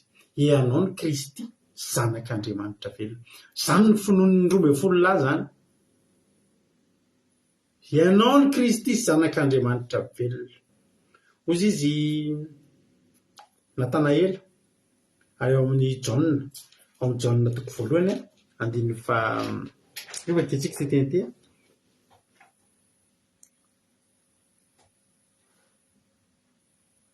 Jaona toko voalohany andininy fahadimy amby efapolo. Filipo kosa nahitany Natanaela ka nanao taminy hoe hivitanay ilay nisoratan'i Mosesy tao amin'ny lalàna sy nisoratan'ny mpaminany dia Jesosy zanako Josefa avy any Nazareta. Hoy Natanaela taminy momba misy zava-tsova avy ao Nazareta. Dia Filipo taminy andeha izany. Io zany Nazareta io dia malaza tanàna maty, tanàna tsy dia misy ohatrany hoe tanàna tsy dia mba misy olon-kendry, ohatrany hoe tsy dia mba misy tanàna tsy dia makaizy. Dia Jesosy tena ambaniny Natanaela hoe ay ao koa ve dia mba hisy indra tsy dia makaizy io. Dia Jesosy nahita Natanaela avy nanantany azy dia nilaza taminy hoe indro ny tena Israelita tsy misy fitaka. Satria kay Natanaela dia tena Israelita pur sang, tsisy fangarony. Dia hoy Natanaela taminy ahoana ny ahafantaranao anahy? Tena maly Jesosy kanao taminy hoe fony tsy mbola niantso anao Filipo dia hitako teo ambanin'ny aviavy ianao. Taitra be Natanaela satria tena teo ambany aviavy tokoa izy mbola tsy mifanay tamin'ny Filipo. Tena manana Natanaela hoe Rabi ianao ny zanak'Andriamanitra, ianao ny mpanjakan'ny Israely. Hoy Jesosy taminy moa nilazako taminao fa hitako teo ambanin'ny aviavy ianao ninonao. Ahita zavatra lehibe noho izany ianao. Ary koa izy taminy lazaiko marina aminareo ho hitanareo ny lanitra misokatra sy ny anjelin'Andriamanitra miakatra sy midina eo ambonin'ny zanak'olona. Ny olona mino eto dia ny olona mino resy lahatra ohatran'ny Natanaela sy Petera. tsy hoe androany any ianao misy zavatra mitranga eo amin'ny fiainanao dia zany hoe velona Jesosy fa zao ny anatin'ny sainao tena zanak'Andriamanitra velona io, tena fiainana io, tena loharano io. Halleloia. Reto olona tany amin'ny Jaona 5:24 reto, reo le olona nizarina nihina mofo reo. Hitanareo reo olona be dia be, maro hatramin'izao dia maro ny mpianana no niemitra. Inona natonga reo niemitra? Ny toritenin'i Jesosy dia momba mofonaina teo. Dia ilay tenin'i Jesosy hoe nareo mila mihinana anahy. Dia hoy izy ny olona maro 5:20 ka maro tamin'ny mpianana no nandeha dia hoe sarotra izany tena izany, iza mahaino an'izany? Reo rehefa zatra nihinana mofo hohanina mivava dia midina any amin'ny kibo. Dia rehefa tenen'i Jesosy androany tsy misy mofo nofo fa mofonaina, mofom-panahy. Tonga dia niemitra ny olona. Reo olona reo nino an'i Jesosy ihany reo arahana famantarana amin'ny mofo. Jerenareo Petera tena nitenen'i Jesosy teto, danako nareo raha andeha hozy izy sao dia mofo ny lasa ny arahanareo amiko. Hozy izy Petera. Hozy Jesosy ianareo koa va mba hiara? 5:20 hozy Petera. Simona Petera namarika ny hoe tompo akany amin'iza moa zahay? Ianao manana ny tenin'ny fiainana mandrakizay. Reo olona rehetra nandeha reo tsy minaraha izay tenin'ny fiainana mandrakizay fa mofo ny ilain'ireo, vahaolana ny ilain'ireo, aretina sitrana ny tedavindreo, trosa afaka ny tedavindreo, vady milamina, tokantrano milamina ny ilain'ireo, arena sy voninahitra ny ilain'ireo. Petera tsy izany ny interese anazy fa ny interese an'i Petera fiainana mandrakizay. Ary inona nampiavaka an'i Jesosy tamin'ny mpanompo tamin'ny mandeha makany amin'ny dadarabe? Mofo izany ho ahita manompo sampy ianao mahita mofo teneniko anao izany hoe vola sy arena ve? Tena teneniko anao mihitsy fa vola sy arena. Manao pakta amin'ny Satana ianao tena manana avy arivo en'ny kristianina. Teneniko anao izany. Manao pakta amin'ny Satana ianao tena teneniko anao fa tonga dia vola be tena manan-karena lavitra noho izay kristianina manan-karena izany ianao. Raha vola ny tediavinao. Fa ny fiainana mandrakizay tompo Jesosy ihany no manana an'izay. Ary raha ohatra ianao ino dia mino takatry Petera ianao, anaovana fahagagana dia mino. Fa izay tsy mino dia hoe lohana. Ny tsy mino dia lohana. Reto olona niala reto nge voaheloka daholo ingereo nanomboka teo. Reo olona niala rehetra maro tamin'ny mpianana niala nandeha teo, reo nge ka voaheloka. Jesosy tsy tonga hoe tonga izany dia anamerika dia Jesosy mbola tsy mitsara nge tonga eo. Jesosy hitsara rehefa mikatona amin'ny bokin'ny fiainantsika, eo tsika no tsaraina amin'izay. Jesosy raha tonga tsy mbola hitsara. Raha hitsara Jesosy zany Lazarus zany, Zakaios zany tsisy nilalana an'izany. Satria manana zavatra ho tenenina, ho tsaraina ao amin'ny Zakaios ao. Zakaios izy mihitsy ary nitantarany zavatra ratsy tamin'ny fiainany. Zakaios izy nametsifetsy olona. Izany hoe tena olona ohatr' izao e. Fa Jesosy hoe andao fa tsy maintsy metrano ny antranonao. Anio ny tonga atao amin'ity tokantrano ity ny famonjena. Tsy nitsara Jesosy. Ary tsy nanameloka ihany koa. Fa izay rehetra nandray azy dia nomeny hery ho tonga zanak'Andriamanitra. Dia tsy voaheloka. Efa tonga zanak'Andriamanitra tsika tsy voaheloka. Fa tandremo avadika tsika ilay tenin'Andriamanitra. Ka heveritsika mpahazo atao ny manota sy manao ratsy sy manao tsinitsina satria tonga Jesosy. Dia hijery fotsiny atsika izany izy. Anaovan'ny fahagagana ianao ka. Mihaona aminy ianao tsy maintsy anaovan'ny fahagagana. Fa ao aorianan'izay no hitanteraka aminao na voaheloka ianao na tsy voaheloka. Ny fahagagana dia ataon'i Jesosy mba hatonga ny olona ino. Hatreny ambony hazo fijaliana Jesosy mbola miaiky ny miaramila. Rehefa maty Jesosy mbola alefa an'Andriamanitra ny horohorontany sy ny kotrokorana. Na tonga ilay miaramila ny teny hoe tena zanak'Andriamanitra tokoa ilay ity. Ataon'Andriamanitra tsy mitsahatra ny fahagagana, tritra ny vato, tritra ny lamba. Halleloia. Fahagagana nge zany mba hahafahan'ny olona mino fa zanak'Andriamanitra Jesosy. Ary izay nahita an'izany, za mino fa io miaramila io niova fo tao aorianany. Miaramila teo ambany hazo fijaliana ny teny hoe mino tokoa fa zanak'Andriamanitra le ty. Ny olona mino eto ry havana dia ny olona izay nandray fahagagana, fanasitrana, fitahiana sy ny sisa fa mbola nijanona tamin'i Jesosy ihany. Na dia fa izany ry havana tsy hoe isan'andro zany hoe dia vidiana amin'ny fahagagana. Na tonga anao hijanona eo ve dia ho vidiana amin'ny fahagagana. Efa tsisy mirakla kely miseho amin'ny fiainanao ray andro dia lasa ianao. Tsy Jesosy ny hainy tianao amin'izany, tsy nandray an'i Jesosy ny hainao hoe nandray an'ny mirakla ianao. Ary tandremo fa tsy ho ela, efa nitongotra ao ilany dia efa ny amin'ny fanompoan-tsamy fa za miteny anao. Raha olona tsy miandry efa tsy fitahiana lava isan'andro, fitahiana lava isan'andro amin'ny fivavahana io, tsy ho ela ho tsy manozona anao fa nitongotra ao ilany efa ny amin'ny fanompoan-tsamy fa za miteny anao. Satria amin'ny fotoana ohatrany tsy mihetsika eo aminao, ohatrany hoe tsy mitondra an'izay eo amin'ny fiainanao ny fivavahana, dia izay nefa fahazaranao. Ny zanak'Israely ny havana ka tena fatra-piankina amin'ny zavatra. Voalasa Mosesy, niankina tamin'ny Mosesy, tsy tia an'Andriamanitra fa tia amin'ny Mosesy. Vao niakatra Mosesy nakany tendrombohitra, eo amin'Andriamanitra. Herinandro, andro vitsivitsy fotsiny. Tonga dia andao rangatsika anao ombola kely volamena, satria tsy maintsy mila zavatra, tsy maintsy ho iankinana, hasandratra, hivavahana. Nataon'i Jesosy ny fahagagana sy ny sisa fa ny tena tanjona mba tsy ho very izay rehetra mino azy, ny adoravanao ino fotsiny nge io le fahagagana io e. Fa rehefa mitombona amin'izay ianao, hozy izy Tomasy, tompoko sy Andriamanitra, Jesosy efa avy maty io a. Nisy olona ny empotra nge avy nahitan'i Jesosy ny ambony hazo fijaliana hoe tena zao ve mpanjaka ny Jiosy, tena ohatrany diso hevitra. Hozy izy Tomasy ao, ny lany voanao, aiza ny olatra amin'ny tananao, tsapainy tokoa. Tompoko sy Andriamanitra izy. Maty, fa mpanjaka koa ny halleloia. Ry havana, tianao Jesosy. Aza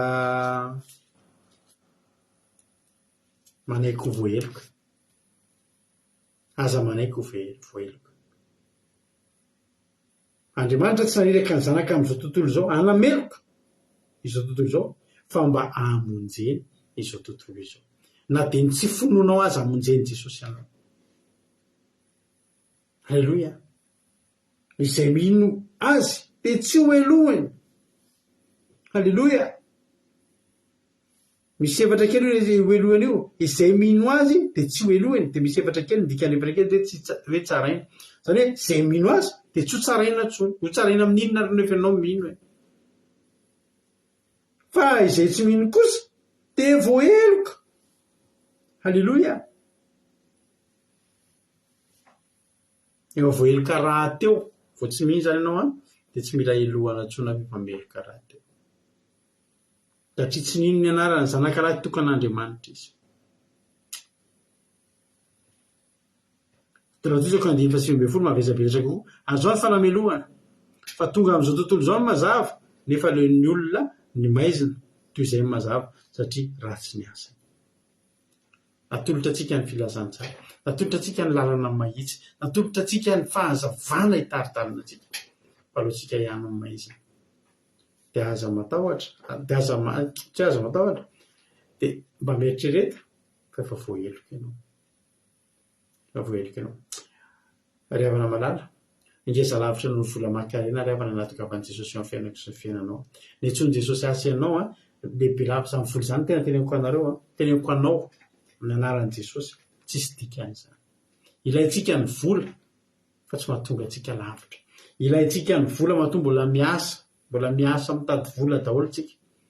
Fa raha vola ny antony hivavahantsika, za amin'ny tenanao fa tena diso adresy ianao. Diso adresy ianao.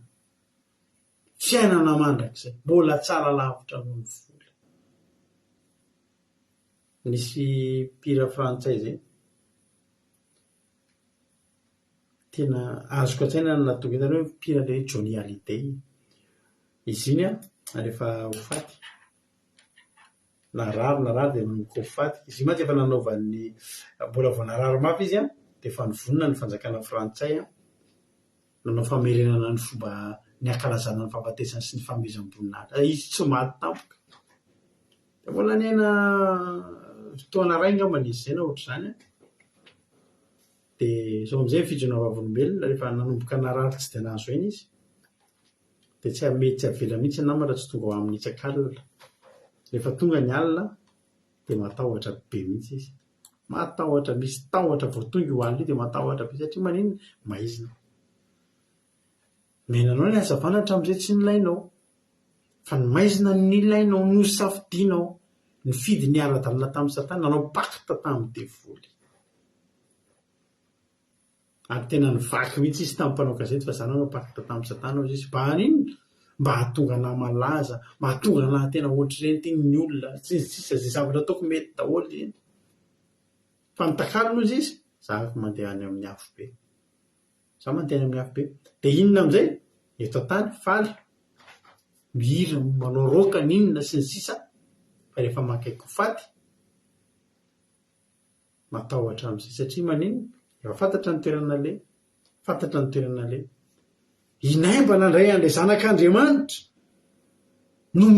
nomena fotsiny nefa fiainana mandrak'izay ny takalina inona ravana zay volasa zy voninahitra nefa verany amin'ny elo inona ny dikan'izany tsisy dikan'izany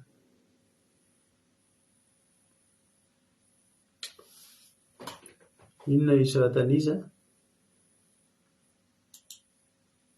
sy nisy commentaire teo izy any ohatran'ny hoe 14 jours manina zafady tompo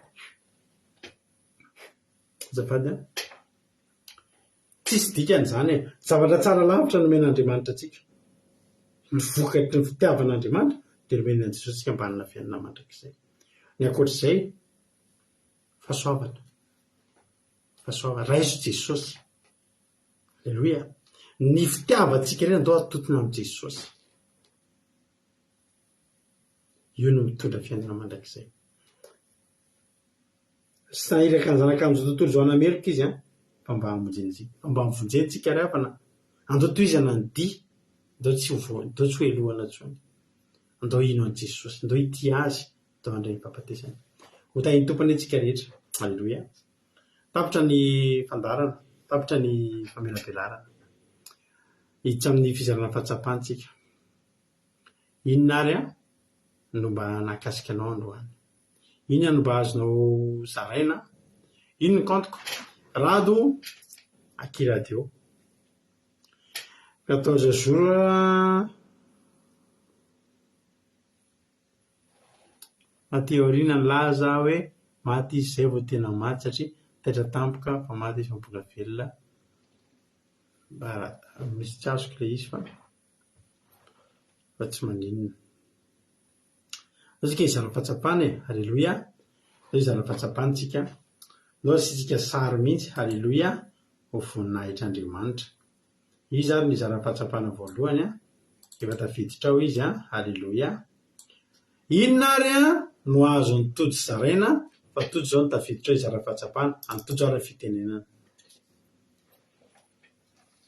Jesosy daholo tsika rehetra de makasitraka pastera amin'ny fitenenana de makasitraka anareo mirahalahy tamin'ny toriteny fa tena mahafinaritra sady mahakasika na dia efa toriteny efa eno isan'andro ary ilay verset fa amin'ny fanazavana tena hafa mitsandray alleloia tena isaorana an'i Jesosy tena nakasika ana ny zavatra nitantarain'ny rahalamarika sy ny toriteny sy ny tantara kely alleloia nahafinaritra hoe ny fiainana an'ilay hoe foko anankiroa niady rehefa ilay vehivavy lasa niaraka tamin'ny lehilahy ny vaofolo ilay vehivavy voalohany rehefa lasa niaraka na dia mifahavaliny na dia niaraka dia ny vafoko ilay lehilahy ndre mahakasika kely hoe ny vafoko ilay lehilahy dia hoe niaraka izy ireo dia lasa niravina teo hoe tena hoe azo antoka fa ny farany tena nilamina eo avy koa ilay tanàna lasa tena voso lasa matanjaka lasa nanan-karena dia tena tsapa hoe rehefa tena miditra tsy eto Jesosy dia miova ny zavatra na fiainana firenena miara-miova dia nakasika na nytenen'ny pastera ty koa ilay anankiray faharoa indray ilay tenen'ny pastera hoe ny olona mijanona eo fotsiny ny hoe Jesosy tonga mba tsy hanameloko an'izao tontolo izao dia mijanona ilay lahy tonga Jesosy tsy hameloka vandao le pasiny fahokana sy ny sisa fa tsisy mba nanao mihitsy dia ny fahavala ambin'ny folo am'izay zety tsy mino kosa dia efa voaheloka raha teo sady nisintona ny sainany izy no any olona rehetra mampisaina. Aleloia. Dia tany Jesosy taontsika rehetra. Aleloia. Sotra toja mankasitraka dia Andriamanitra manankirepasaona maly fitianao misotra fa mamy be ny fizarana fahatsapana dia Andriamanitra manankirepasaona amaly fitian'ny tojo dia tahiny tompo foana naiza naroviana. Aleloia. Lohatsika fizarana fahatsapana manaraka. Aleloia.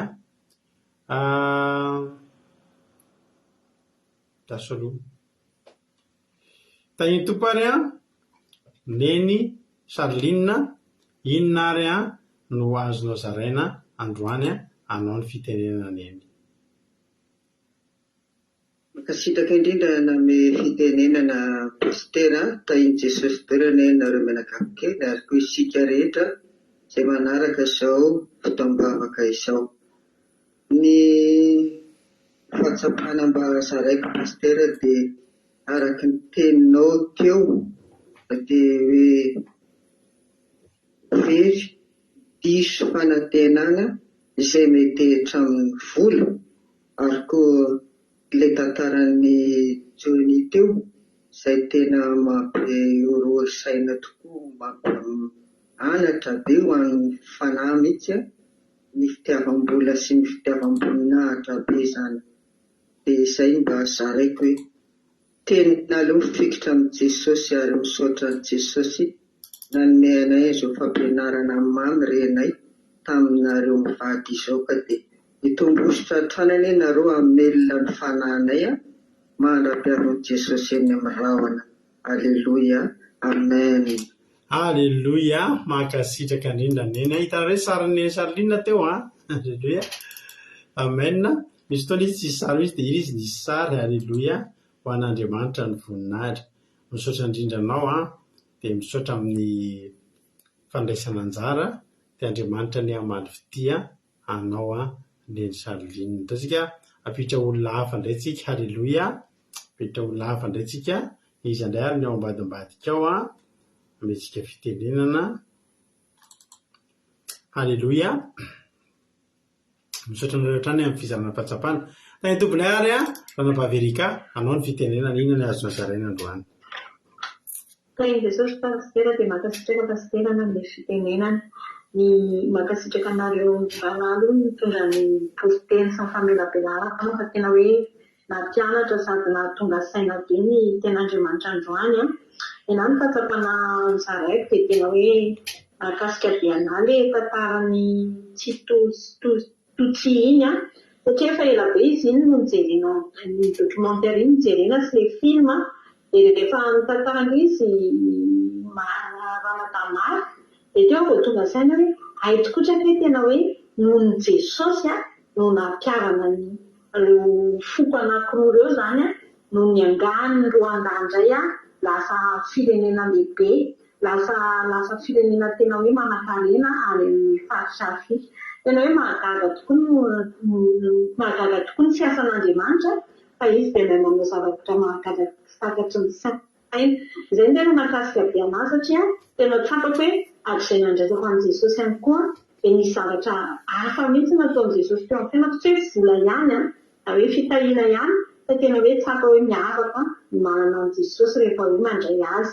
Dia ny fahatsapana faharoa indray tena mahakasika anazy koa pastera dia hoe ny olona rehefa zatra mitady fitahiana foana sy pastera rehefa hoe io fitahiana foana ny trandrahana dia any ka raha ohatra ka tsy misy any amin'ny fivavahana dia mora amin'ny olona lasa mandeha manompo samby manompo Andriamanitra hafa tahaka ny Israely lasa manamboatra ombilavolamena satria izy te hahita zavatra mivaingana foana. Izany hoe ny anazy zany le eo amin'ny fahagagana foana ny tiany hita fa tsy te hahita ny tena fiainana mandrakizay sy ny fanjakany lanitra izay atolotra Andriamanitra ho antsika. Izay no nahatongava an'i Jesosy ety. Fa ny olona manko mieritreritra hoe tonga fotsiny Jesosy dia hanao fahagagana nefany Jesosy tena hoe hitondra antsika ny amin'ny fiainana mandrakizay. Dia mankasitraka pastera na amin'ny fitenenana mankasitraka tamin'ny famelabelarana. Fahiny Jesosy. Alleluia, mankasitraka ny ranam-bavirika kotsika tao anatin'izay fizarana fahatsapana izay Andriamanitra manankiram-pahasoavana hamaly fitianao dia mitombozy dia mitombo fahasoavana hatrany hatrany ranam-bavirika.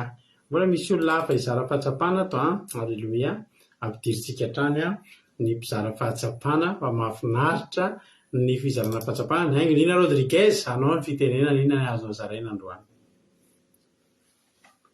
Mankasitraka indrindra pasterana amin'ny fitenenana dia manona fiadanao Jesosy ho amintsika rehetra dia mankasitraka anareo mirahalahy tamin'ny ten'Andriamanitra fa tena mampahery mampisaina be. Na zany zavatra tena nakasika be anahy dia ny hoe Jesosy raha nampianatra dia Jesosy moa zany dia fitorinany hoe izy no finaina. Fa ny maro tamin'ny mpianany raha no nihevitra tamin'izy nitoro hoe izao mofinaina dia misy ary moa ilay no amidy avidy hoe atao ahoana ny fihinanany mofon'ilay io. Dia Jesosy ilay nanontany dia ilay hoe nareo koa ve mba te handeha dia hoe ny Petera ilay namaly hoe mba ho any amin'izy moa zahay fa ao aminao misy fiainana mandrakizay. Dia ny olona zao dia tsy ohatrany hoe tsy manana faharetana sy tsy manana le finoana mihitsy fa le mofo hita maso ihany le tonga dia hoe io mofo atolotra dia izay ihany. Dia tena zavatra nakasika be anazy hoe Jesosy raha tonga dia sady tsy tsara no tsy hanameka fa tonga izy zany mba hoe inoan'ny olona dia izay nandray azy dia mihery tonga zanak'Andriamanitra. Dia ao aorianan'izay nefa Jesosy tsy maintsy manao fahagatana ihany dia eo amin'izay ao aorianan'izay vao tsy anjaran'i Jesosy zany no tsara fa ny zavatra finoantsika sy tsy natsika miny na tsy miny dia izay koa ny tsaranantsika ao aoriana. Dia izay no tena nakasika be dia mankasitraka indrindra ho an'i Jesosy ny voninahitra. Amen. Alleluia, mankasitraka indrindra anao Ranavavy Rodriguez tamin'ny fizarana fahatsapana. Tena mahafinaritra ny fizarana fahatsapana ary Andriamanitra manankiram-pahasoavana ny hamaly fitianareo dia mitombositra dia mitombo fahasoavana hatrany. Mbola hizara fahatsapana amintsika ranavavitsika Mami. Alleluia, dao ampidirintsika ranavavy Mami hizara fahatsapana. Inona ary ny azo ranavavy Mami lazaina anao ny fitenenana? Saingy Jesosy pastera dia mankasitraka nareo rahalahy tamin'ny torotoronandroany fa tena nankasika nampalahelo be. Ny tena nankasika tamin'ny toriteny voalohany tamin'ny toriteny Zosia tamin'izy miteny hoe alaina izy ny olona miteny hoe fa ny fidiran'ny fivavahana kristiany teto amin'ny firenensika no nampahantra ny malagasy. Tena voanjoany mihitsy naheno olona teny an'izany tanompon'Andriamanitra mibata izay tsy hoe tanompon'Andriamanitra fantoko moa izay dia filazana azy izy manomboka ny Jesosy. Tena lasa be ny saiko hoe fa misaotra Zokery fa tena azaho tsy misy lahatra amin'izay misy lahatra hoe fa ny fivavahana kristiany mampandra ny malagasy. Fa tena hoe nafinaritra ny tantara rehetrarehetra iny nefa tena nafinaritra be. Faharoa fizara fahatsapana faharoa tampastera ny teny hoe ny mpianatra anankiray tsy mino an'i Jesosy rehefa nankizano le tanan Jesosy voafantsika dia to dia mino izy hoe ianao tompo sy Andriamanitra. Tena hoe mahakasiky ny foko dia mino izy misaotra an'Andriamanitra dia minisitra foana pastera saingy Jesosy. Alleluia, mankasitraka anao koa Zandry Mami dia Andriamanitra manankiram-pahasoavana hamaly fitianao hatrany dia mitombositra dia mitombo fahasoavana isika rehetrarehetra. Faly be mihitsy maheno ny fizarana fahatsapana anareo Andriamanitra manankiram-pahasoavana hamaly fity anareo tsirairay avy rahalahy sy anavavy malala. Alleluia. Zay ary ny toriteny, zay koa no famelabelarana ny toriteny. Inona ary no hira hitanareo tokony hifanaraka amin'izany toriteny zany. Dia mandefasynareo dia sisika fividianana hoe iza no hira mety miditra voalohany mety tsy dia mahalaza azy atanjao ny finoana mety zay to dia mety zay atanjao ny finoana to dia lany io misaotra betsaka izy nanao $100 atanjao ny finoana zay ny ataontsika misaotra nareo nanoratra fa tonga dia io ny ataontsika atanjao ny finoana misaotra nareo na misosokevitra na hira fa io no amaranantsika ny fotoana androany ho voninahitra Andriamanitra. Misaotra indrindra andranambavy $100 tamin'ny fanomezana anio hira io. Halleluia.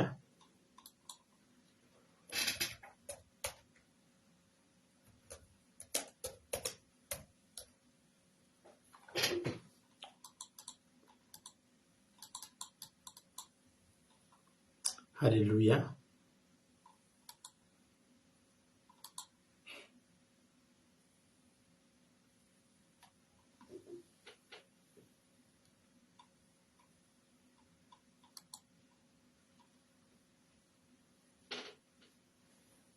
Ao an'izay dia hivavaka ho an'ny firenena ihany koa. Halleluia. Amen. Misaotra nareo rehetra tamin'ny fijanona fahatsapana, misaotra nareo rehetra tamin'ny fanolorana hira ataontsika ao aoriana reny hira teneninareo reny. Halleluia. Sitraka hivavaka tsika ao aoriana ity dia amarana ny fotoana. Misaotra nareo rehetra amin'ny faharetana. Andriamanitra maty anareo. Mino finaritra daholo ary tsika rehetrarehetra atanjao ny finoana, atanjaoko ny finoanao tahiny tompo.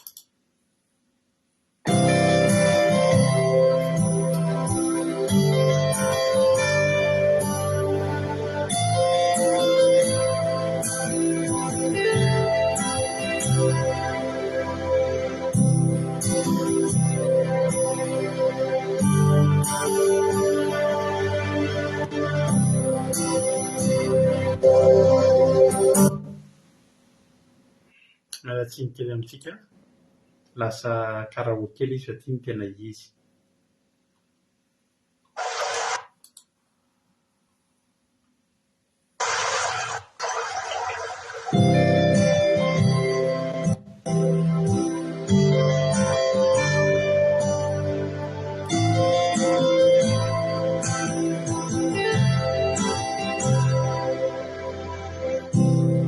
Sarunandrao mainty lava fiainanao, tsy misy ny mazava, misesisese ho avoko rehefa mety ho aty mankararendo mandratra fo. Tsy misy intsony ny antenana rerantsara fa aiza ihany no afarany. Azakiva atakaony ro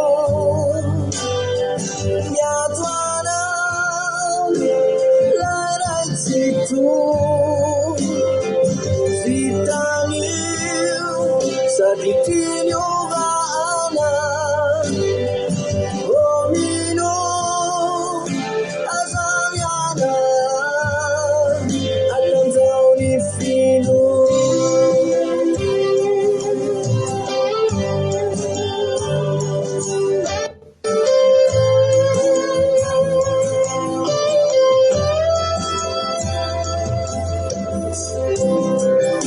Mavesa trani ati tobusas Miratsaranzaina Anyaminizany tarai Siafamiai rerauku waizano efa laitanana mahery tsy amelire Jehova no miatoana azaki atakaonilo miatoana lailaitsitu vitanilo sabikinyobana omilo azamiana atanzaoni fino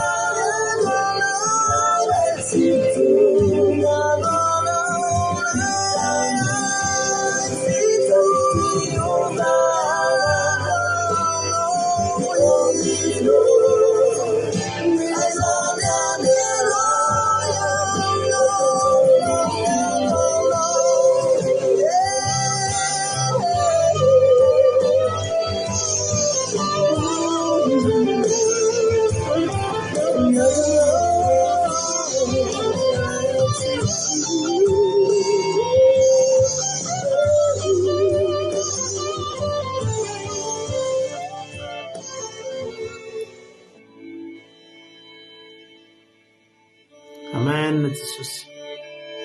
Misaotra anao zay Jesosy tamin'ity fotoanany ity a. Misaotra anao zay Jesosy tamin'ny fitiavanao. Misaotra anao fa tsy mba tonga nanameroka anay tokoa ianao. Fa tena tonga namonjy anay tao anatin'ny tsy finoanay. Alleluia. Fa raha tsy nino anao zay dia voaheloka. Fa tena tonga namonjy anay tamin'ny tsy finoana izahay. Tamin'ny tsy finoana ianao. Misaotra Jesosy malala regny. Engane fa ho azonay ilay fiainana mandrakizay. Engane ho tonga any amin'ilay fiainana mandrakizay fa nomena anay izay. Tehirizo lalandava andro aman'alina mba tsy ho latsaka an-dalana Jesosy any. Afaka manokana ho an'izay rehetra tonga teto androany nitondra ny tena no fanatitra velona na fohy fotoana na fohy toromaso ianona an'izany teninao zany Andriamanitra. Dia matoka Jesosy malala fa tsy mba misy latsaka eo anatrehanao ny anaran'ireo olona ireo fa hitanao sy tsaronao avokoa.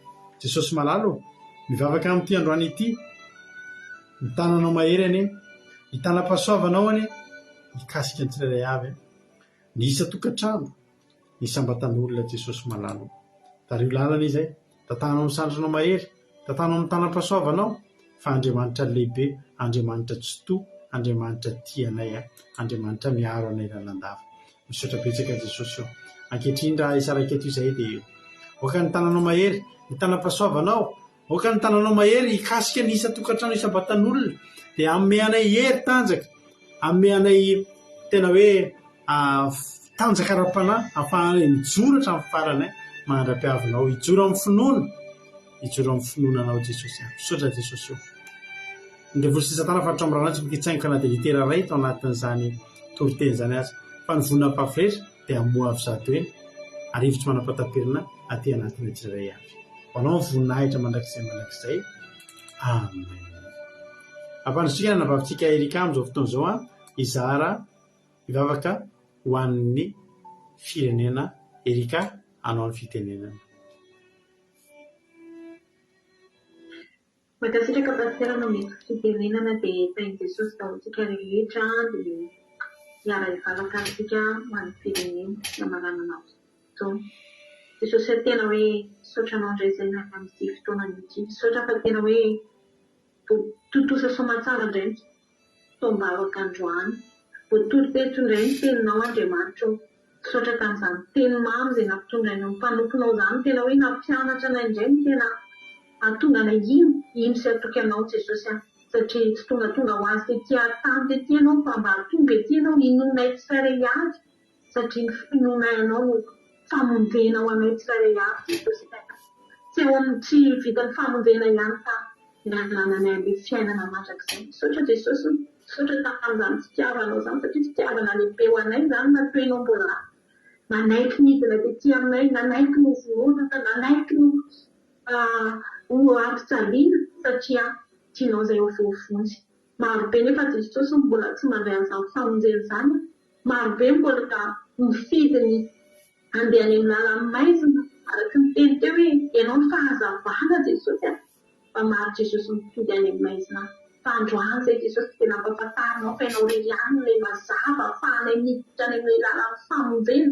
ahafahanay miditra any amin'ilay fanjakany lanitra Jesosy dia misaotra Jesosy fa faly ny fonay nandray anao tatao-ponay tokoa Andriamanitra na dia maro raha tsy mety mandray anao izay Jesosy tena mbola hoe itoy anomponao itoy fikitranonao itoy akatoanao satria izany Jesosy mahafahanay mandova an'ilay fiainana mandrakizay ankehitriny izay Jesosy dia misaotra anao ary mbola mametraka ny firenenay eo am-pelantananao Jesosy manalo ny angatanay dia atao tahaka ny olona mponina tao aroan-dany firenenay atao tahaka an'ireny olona nova-fo tanteraka ireny ny firenenay fa mbola misy zavatra tsy mifanaraka ny sitraponao Andriamanitra mbola misy zavatra mifangaro Jesosy satria ianao tsy miditra ao amin'ny toerana mbola ao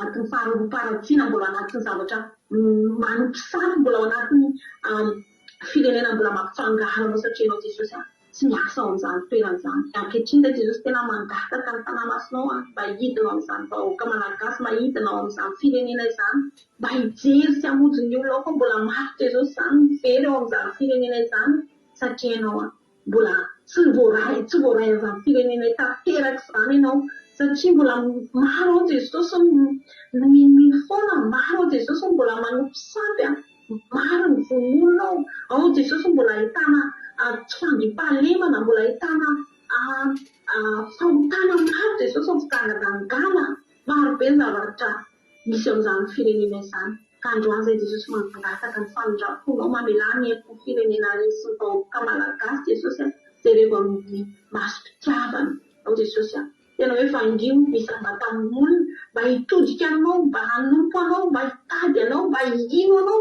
atao tahaka ny Tomasy rehefa nahita anao dia nino izy Jesosy dia izany koa Jesosy no angatany amin'izany firenena izany maro ny vavaka fa mety mbola tsy tena mino anao zato isan-jato fa mbola mety zavatra hafa no tena andraindray nefa mandeha mivavaka fa androany Jesosy tena fandriony firenenay mandrafo amin'ny firenenay dia apetraka fero am-pelantananao izany zavatra izany Jesosy misaotra ny amin'ny fitiavanao misaotra ny amin'ny teninao Jesosy fa tena mamy atao-ponay izany teninao izany dia tehirizo izany teny izany anjaka fena ty anatinay mba tsy ala ty anatinay indrindra izay rehetra ny hainao izany teninao izany androany dia misaotra Jesosy dia voninahitra ho anao rehetra ihany Alleluia amen. Alleluia mankasitraka indrindra ranam-bavintsika Erika tamin'ny zavavaka maro sady matsiro izany Andriamanitra manaka-pasoavana mara-pitianao mitombotsy dia mitombo fahasoavana hatrany dia mahereza foana amin'ny asan'ny tompo misaotra ny ranam-bavy Erika misaotra ny Rala Markerita amin'ny toro-teny mahafinaritra be ary misaotra betsaka ihany koa any ranam-bavintsika izy moa mitondra vavaka fanomboana teo ranam-bavintsika izy moa mitondra vavaka fanomboana teo ranam-bavintsika Berta Alleluia tao anatin'ny vavaka fanomboana Andriamanitra manaka-pasoavana mara-pitianareo telo menada sy nareo rehetra izay zara-pahatsapana fa dia nanao asan'Andriamanitra ianareo ary nahafapo ary nampahery tokoa tombotsy dia mitombo fahasoavana hatrany ho antsika rehetra izay tonga teto kosa dia fiadanany tompony eo amintsika rehetrarehetra raha mbola tsy tonga amin'ny rahalany dia tsosika tahiny tompo velana soamantsara daholo tsika rapitso dia eo leto indray tsika rapitso amin'ny sivora sasany mara-piandra izany dia afaka mbola mihaino ny onjam-peo akila radio foana ianao mandeha andro aman'alina tsy tapaka mihitsy akila radio point radio 12345.com afahanao meno japaki radio misy teresaky natany telo amray amin'ny efatra fito amin'ny folo maraina amray amin'ny efatra fito amin'ny folo oralina dia tahiny tompo daholo ihany tapandriamanitra alleluia amen